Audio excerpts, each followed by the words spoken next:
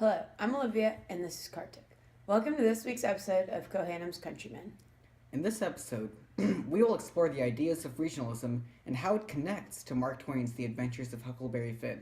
This novel is centered around a young Huckleberry Finn and his attempt to escape the abuses of his father, and Jim with his attempt to escape the abuses of slavery.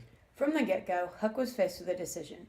He could either help Jim escape and commit theft, as Jim was considered property as a slave, or Huck could turn Jim in and conform to the Southern societal expectations and subject Jim to continued pain and torture. Illustrated when Huck says, "All right then, I'll go to hell," when choosing to help Jim escape to freedom. Either way, Huck would commit a crime, but he had to choose which to commit. One that would violate his morality, or an unjust one created by society. This relates back to the Lockean idea of tabula rasa, the idea that all humans are born without knowledge, and therefore a blank slate, and how Southerners acquired prejudice against Africans. Huck was not born with this prejudice, and he decided that he would not follow these acquired societal teachings of hatred, and instead decided to help Jim find freedom in the North. This is illustrated by when Huck says, quote, "That is just the way with some people. They get down on a thing when they don't know nothing about it," illustrating his views on the notion of black inferiority and slavery. This brings us to the concept of the American dream, specifically Jim's version of it. Jim's view of the American dream is the ability to be a free man and the ability to provide for himself and his family. Huck's view, on the other hand, is one of freedom from authority and abuse.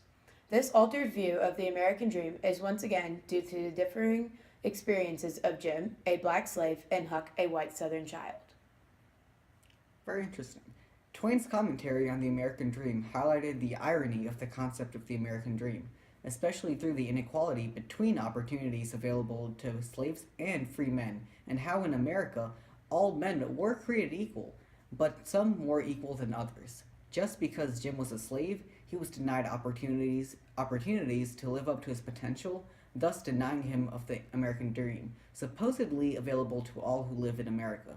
By juxtaposing Huck's and Jim's respective struggles, he highlights the pursuit of the American dream and how it varies from person to person. He is highlighting the greater inequality that was present in American society, ranging from African Americans to new immigrants to adherents of different religions.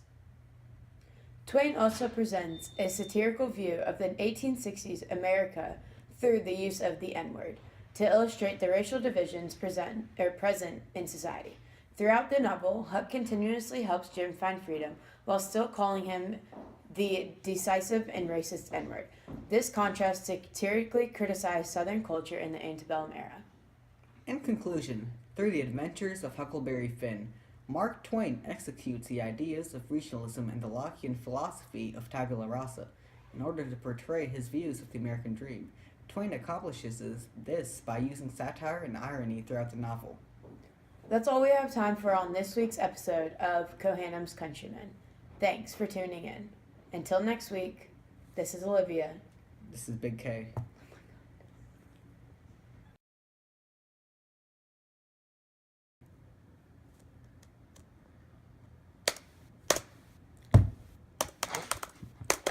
You gotta fix your space. Hello, I'm Olivia, and this is Kartik. Welcome to this week's episode of Kohanim's Countrymen.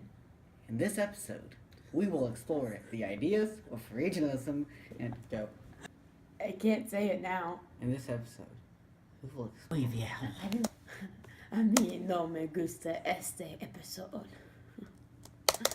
It's Spanish terms. Oh my god. Go. Hello. Oh god. Hi, I'm Olivia, and this is Kartik. And welcome.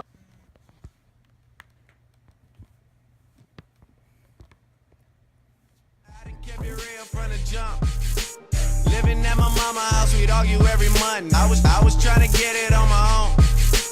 Working all night, traffic on the way home, and my uncle calling me like, where you at? I gave you the keys, so you bring it right back. I just think it's funny how it goes. Now I'm on the road, $500,000 for a show, and we started from the bottom, now we're here.